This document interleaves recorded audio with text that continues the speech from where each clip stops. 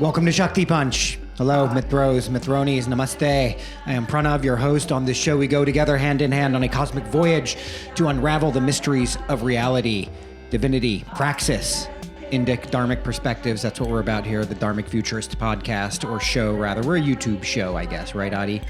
We're a YouTube show.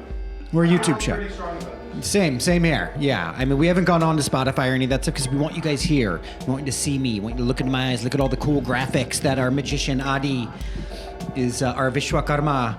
He's the guy, right? He's the architect. Sure. is creating for us in the back room. Guys, time on the clock is 426,875 years, 125 days, 4 hours, 20 minutes or so left in the Kali Yuga. Burn the karmas, burn them fast. Just get it done. Also, we have a Patreon. Just want to encourage everybody to put a little money in the hundi. We have a low $1.08 tier. Anything that you can offer is actually a huge blessing to us to help keep the production moving. Anything you can contribute would be great. And we do hope to be building out the Patreon then with some bonus and added features, but that's going to really depend on how much capacity we actually have. We would love to do this full time. So anything you can contribute will help us get towards that goal, help us proliferate this concept of Dharmic futurism, and strengthen the Dharma as much as we can. So anything you can, and to the people who have contributed, thank you so much. Adi, how you doing today? I'm good. So I had a little thing, prepared that I wanted to talk about initially, but you did bring up what's happening with Canada and India right now. We have to touch on it. Do we have to touch on it? We have to, because I think it's dharmic. It is dharmic, actually, right? Yeah, We're having a bit of a dharma yuddha spilling over into North America now, although I don't even consider it that, right? We've got, Canada, India has just withdrawn the High Commissioner from Canada over allegations. They didn't just say that the Indian government might be involved now. They said Ajit Doval was directly involved in this assassination on this big-tittied Khalistani guy named Nijar. And then they said Amit Shah, the home minister, was directly involved. That's an insane accusation, dude. That's such an insane accusation. And I'm trying to figure out, what is Justin Trudeau's endgame here, right? Because there's not enough Sikhs or Khalistanis in Canada to really help him win his next election necessarily, right? I mean, I'm not that up to date on what the actual electoral politics of Canada are actually like, and nor do I care, actually. So I'm just wondering, what is the pandering about, right? What is this about? And my suspicion, I want to hear what you have to say about this, Adi, is I think Canada is just acting as a cutout for the United States, because the United States doesn't want to have a head-on, full-on diplomatic confrontation with India yet. But we do know that the Americans were exposed recently for the so-called students' protest in Bangladesh, which did turn out to be basically a CIA op, a National Endowment for Democracy op, which everybody knows is a cutout for the CIA, established by William Casey in the 80s. That was the former director of the CIA, right? And everything about that story was, it was all an op. It was per Muhammad Yunus's own words, a designed protest movement, right? Designed revolution, and which was ultimately just a military coup of Sheikh Hasina, right? That was exposed, and I'm wondering now if this is them, the Americans, kind of upping the ante against India right now. But I'm it's hard for me to see the end game. What do they want? Rahul Gandhi, the Justin Trudeau of India, to come into power, and then what, right? They're going to somehow support the Ukraine effort, stop buying Russian oil. What is it, Yeah, here's my thing. I don't really doubt that India has meddled in Canadian stuff. It's the same. Yeah, I think there's probably a fair amount of empirical evidence to that. I'm not going to speak to it. I'm just not denying it. The killers were driving a silver Toyota Camry. Oh, it wasn't a Tata Sumo? It was a Toyota Camry, which for in America, that's an Indian. It's a Maruti. That's an Indian. Yeah. You know what I mean? I think India is... Every day we all get older, India has an even firmer plant on the world stage. Yes. India is so strong. I recommend anyone who's just interested, go listen to John Mearsheimer and Jeffrey Sachs Hondo talk about India, I think it was at that podcast, All In. All In? Their summit. Okay, But this they is had pretty them recent, speak. yeah. Yeah, they had them speak, and there's a clip out there.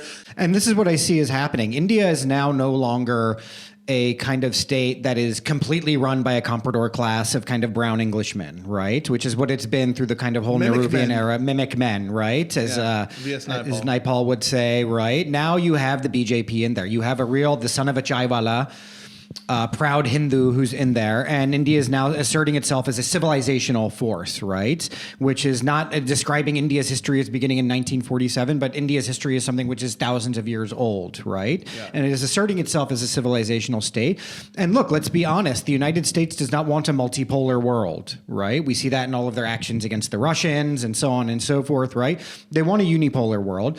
So the more that India goes, pardon the expression, off the reservation, different Indians, the more uncomfortable and discomfited the United States is by that. They didn't like the fact that India is like, well, we're going to buy oil from the Russians. We don't have to do what you say. We have our own interests and our own national interests, and we're going to pursue those, right? And we always have, like, since 47. We've always been non-aligned, actually. yeah. That's Since the thing. we've become an independent India's country, always been somewhat. It's actually kind of why we're suddenly positioned for such great success. I think you might be right about that. Actually, you are Yeah. right about that.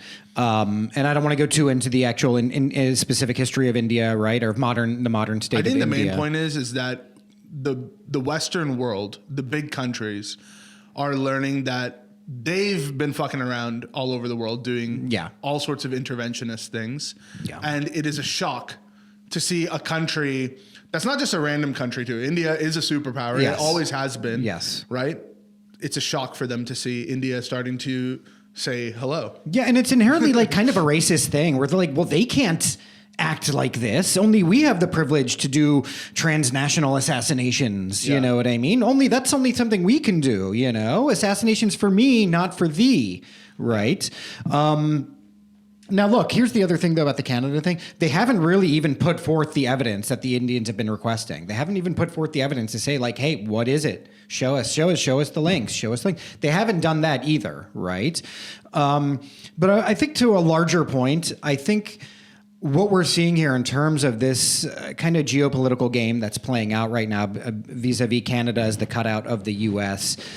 In opposition to India is, I think this whole kind of boogeyman of Hindutva in general is very much something that is it's a sort of manufactured. I'm not saying it's manufactured. Hindutva is a real thing, right? Yeah. But this whole thing of Hindu supremacy and Hindu fascism is something that to me is completely manufactured by the West in response to a rising India, right? And not just a rising India, but an India that has a sense of itself for what it is, which is a civilizational state, right? Not just a modern nation state that's founded on secular liberal values, right? In the Constitution. No, they're like, no, we are Indians. This is what being Indic is about. Yeah. And we are asserting ourselves in a nationalistic way, right? And I think this is also part of it. I think all the hue and cry over Hindutva and Hindu supremacy and stuff is really just about Western squeamishness over India asserting itself as a sovereign independent force in the world. And that is my long and short take on this. Yeah. Now, I'm not saying it's right for the Indian government to go and do assassinations here, there, or anywhere else, right? But like, let's just be real. This is the game. This is realpolitik. This is what it's about. Let's get into the Yoga Vashishta, guys.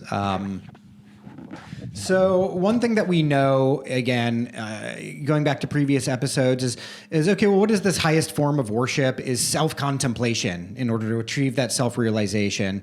And this happens, as we know, we talked previously about bhakti and devotion as being part of that process, right? But what we know is that it's a succession of worshipful practices that lead us to that place to be able to worship as the gods do, because that is how the gods worship, right? That's how Brahma, Vishnu, Shiva, that's how they actually are worshiping. That is their sadhana, right? Is self-contemplation, right? Reflection on the self and understanding the self as being all Parabrahman, right? And it's only accessible to a few who have that ability. You have to earn that ability. And it's so funny because in the Yoga Vashishta, at various points, Vashishta himself will reject things that he previously had told Rama, right? In the Yoga Vashishta. And so Lord Rama is like, well, wait, didn't you just say that was the case? Now you're rejecting it. Why are you doing that? And Vashishta is like, hey, I needed to just use that to kind of trick you into achieving that step of enlightenment. But now you can scrap that, which suggests that there are certain concepts which are really just stepping stones to a greater truth, right? That are just kind of costumes that you can discard as you're elevating spiritually, right? So these are just stepping stones to the ultimate reality. And so when you think about it, there's nothing inherently good or bad about cravings, right? There's nothing inherently good or bad about them except for vis-a-vis how they relate to experiencing the silence of samadhi, right? Rejecting cravings, that's a step towards experiencing the silence. And that's the way I'm describing it. The silence and the incomprehensible state of Satchitananda, existence, consciousness, bliss, right? And silence, by the way, is a very useful thing to think about in terms of this idea of the all-pervading super consciousness, right? And I was thinking about it the other day because when you meditate, you're really trying to listen to silence is what I realized, right? That's part of it. There's many things, but that's what you're trying to achieve, right? We're always talking about quiescence of the mind, quiescence of the pranas.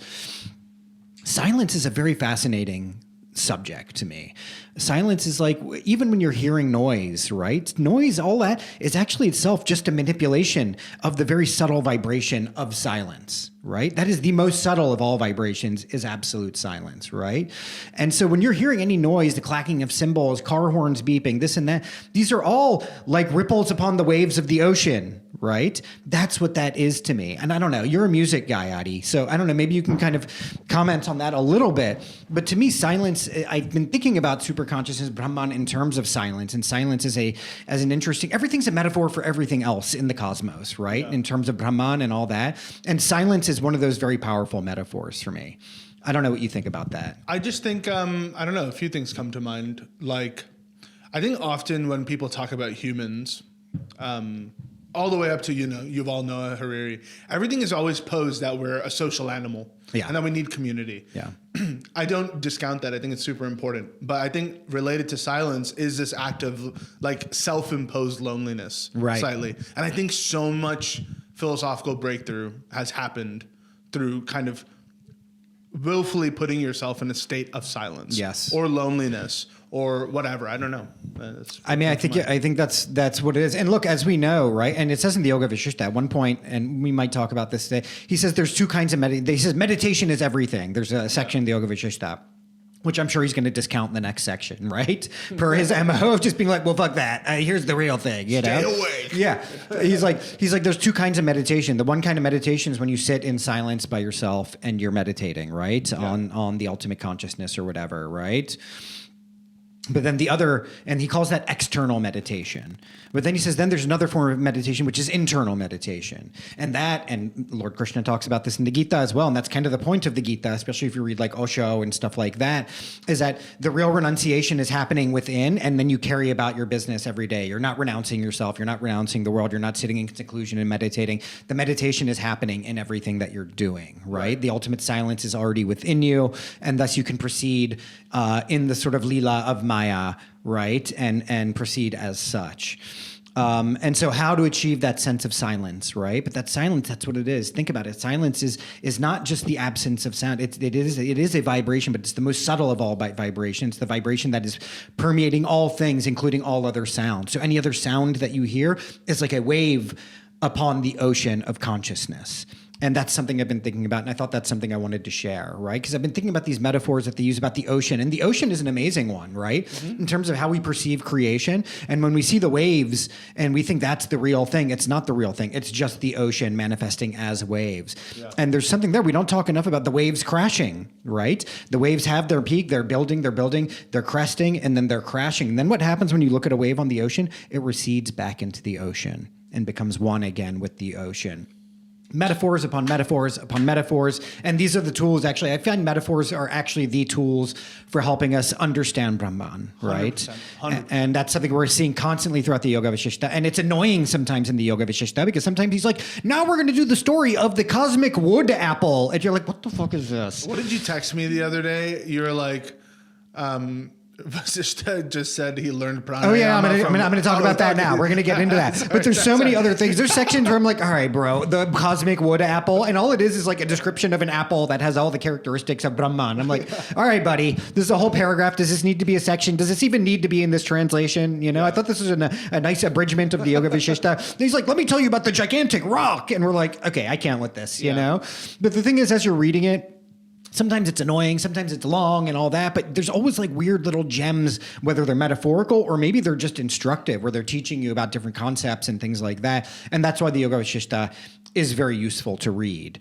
I think metaphorical thinking in general is like a sign of a very, when someone displays metaphorical thinking, just the way they speaking in metaphors and stuff like that a lot of time, for me, it's like a sign of like high IQ. Oh, 100%. Like they're able to distill concepts into these tangible ways of... Exactly. Metaphor is the way that we learn everything, actually, right? If you think about it, even mathematics in a weird way is actually just a very base metaphor for what's happening in reality, right? Mm-hmm. Language itself is just a metaphor for a reality that we can't express without language, right? So in a sense, everything, language itself is always going to act on this level of metaphor, right? It's a heady concept. I don't want to get too deep into it. Let's talk about specifically in the Yoga Vishishta, right? We're talking about the succession of worshipful practice. We can't always just self-contemplate. We're not always all there yet. All that's dependent on various karmas and of your previous lives and who you are now, and then how much you're deciding to educate yourself now and read scriptures and take diksha with the guru and all that, right? So, you know, Vishishta then narrates to Lord Rama, and this is a very amusing thing, an encounter he had with a very famous crow named Bhusunda. Right? And Bhusunda was a sort of Chiranjeevi, right, of sorts. He's an immortal's immortal, actually, because he survived multiple cosmic dissolutions throughout various epochs, right? And he has somehow survived these, and he lives in a corner of Mount Meru, right? On a wish-fulfilling tree, which I'm forgetting the name. I think it's called Sutta or Kutta or something like that. C-U-T-A. I don't know. Chutta. I don't think it's Chutta. The diacritics weren't there for that. And first of all, he talks to Vishishta when he goes to talk to this crow. He's recounting all this to Lord Rama because this is kind of like Vishishta in his teenage years or something, you know. Yeah. And he's talking to this crow, and he's like, "Tell me about things that I wouldn't know about the past." And then this crow, first of all, he talks about his birth, which is wild, right? It all resulted from some weird plot from some basically Apsara type creatures who wanted to separate Shiva from Uma, right? And so they have this big orgy, and then their vehicles, which are all swans, are having like an orgy with this one crow, and it's really crazy. And this is how Bhusunda and his siblings are born, but Bhusunda is the only one who lives long enough, and he describes many things that are transpired over all these various cosmic periods, and he's talking about the earth as something that's only covered in lava at one point, right? And at some point it's covered purely in water, and then at some point it's covered only in forest, and he's always talking about the polar ice caps and how they're kind of staying the same, and how light and darkness, and he's basically describing evolution, right, as we kind of know it here. And he's talking about how demons roamed the earth at one time. Like, is he talking about dinosaurs? Like, he might be, you know what I mean? But anyway, Vishishta asks him, he's like, hey, how did you live this long? You're just a crow, you know? Like, how did you live this long? Granted, you're a very esteemed crow. And, you know, it's like, how do you... And first he says, well, you know, here's all the immunities to death, right? And it's, of course, lack of craving, lack of mental agitation, lack of desires, lack of anger, lack of lust. We know all this stuff, right? These are the various immunities to death that he describes. Then he says, look, obviously living in a tree as a crow, I'm pretty vulnerable. So when the various elements are assailing me, right? And he describes this, when the 12 suns are blasting earth, I meditate on water. I do varuna dharana, right? I concentrate on the concept of water. When the wind's blowing, I contemplate parvat, right? I imagine myself as a mountain, and thus I'm able to withstand the winds. And when the earth floods with water, I contemplate vayu, the wind, right? And I love this because it's actually him talking about the power of visualization, right? Which just on a purely practical level, that's what he's talking about, is the ability to visualize yourself as something. We know visualization is a tried and true practice in general. I love that. And so, well, Vishishta asked him, well, how did you achieve all of this? How did you achieve the ability to, you know, do all this stuff? And he says, well, contemplation of the self, duh. And then he says, but, you know, that's easy for somebody like you, Vishishta. You're a perfected being, right? Or is she of a very esteemed lineage? But for a crow like me, this contemplation has comrades, is what he says. And the comrade that he deploys, he says that the way that I've been doing this is through pranayama, restraint of the pranas. And then he goes on to describe various chakras and nadis, the Ida and Pingala, right? And he basically is talking about prana is something that's constantly in motion inside and outside of the body. And it's called prana when it's circulating in the upper portions.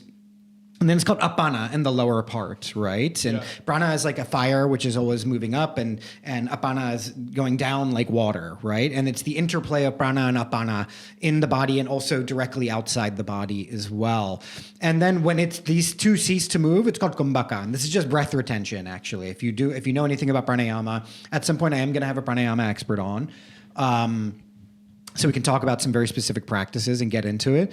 And in order to, once you reach that meeting place of prana and apana, right, the internal and external breaths or whatever it is, once you get to that meeting place, that's when you are freed from future births, essentially. And he states that through the regular practice of pranayama, you achieve that unshakable state of samadhi, right?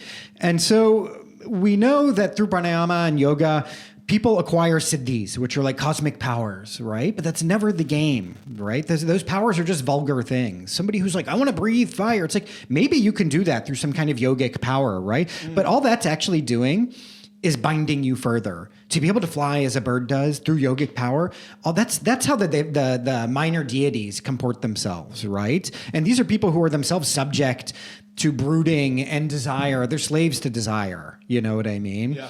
No matter how much they are elevated as supernatural beings, they're still slaves to desire. And that's because they're not using these practices for the actual ultimate goal, which is liberation, right? Which is the ability to contemplate on the self, achieve samadhi, and then experience parabrahman, right? Cessation of birth. So it's like we have this concept, and we know this concept from talking about pranayama and generally speaking, is that, oh yes, it can confer powers upon you, but those powers are never the game. Those powers are a very vulgar thing.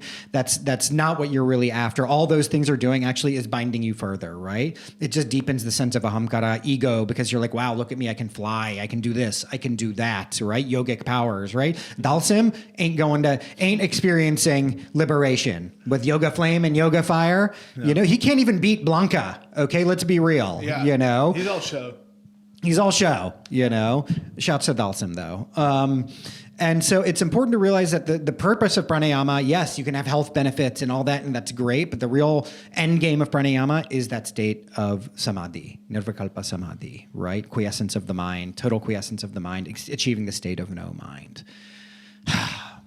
Nice. Yeah, nice, right? I'm just also imagining a crow doing pranayama, and it's kind of funny. I know. Which I think is part of the joke, right? Kind of, yeah. I mean, we talked about this before, like how in a lot of Hindu mythology and stuff, there's a little bit of like tongue-in-cheek, like Ganesha riding a rat. Of course, dude. It's Hanuman's vehicle is a squirrel. You know what I mean? Yeah. I didn't know that. Yeah. And I realized that when I was looking at that big 90-foot statue of Hanuman today. I saw a video of it, and I was just like drooling. There's a little squirrel. He's like a little squirrel at the bottom. He must feel really obsolete considering Hanuman can fly. But that's kind of the point, right? It's kind of the point, but it's interesting that they chose the crow. That really stood out to me because they're really intelligent, but they have wings and a beak. Yeah. So it's just really different to imagine. Crow? Yeah. Yeah. I mean, crows are like a despised category too, which is why I like this. That's why it's charming. Yeah. It's charming to see Vashishta pay, homage to the squirrel, and the squirrel is worshiping him duly as well.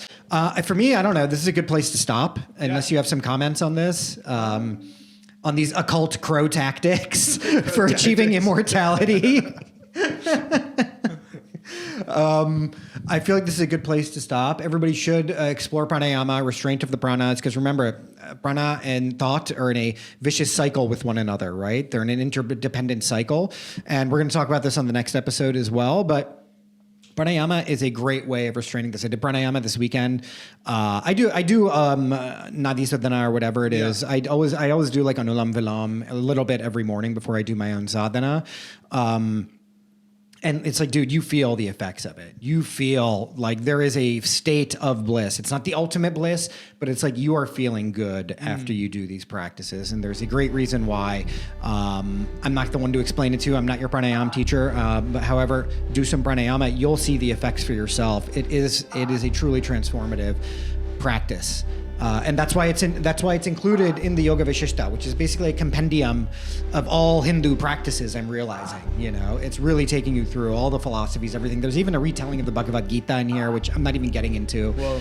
Yeah, it's just like a quick one, and then he's like rephrasing everything that's being said in there from a purely Advaita perspective. But guys, read the Yoga Vishishta. Learn pranayama, meditate, and live as a happy guest in your own body, and have a beautiful day. This has been Shakti Punch. We are honored by your visit to us here. We're honored by your viewership. Remember, subscribe down below, comment, like, share it with all your friends. Subscribe to the Patreon if you can. We love you. Thank you so much for coming. Om Namah Shivaya.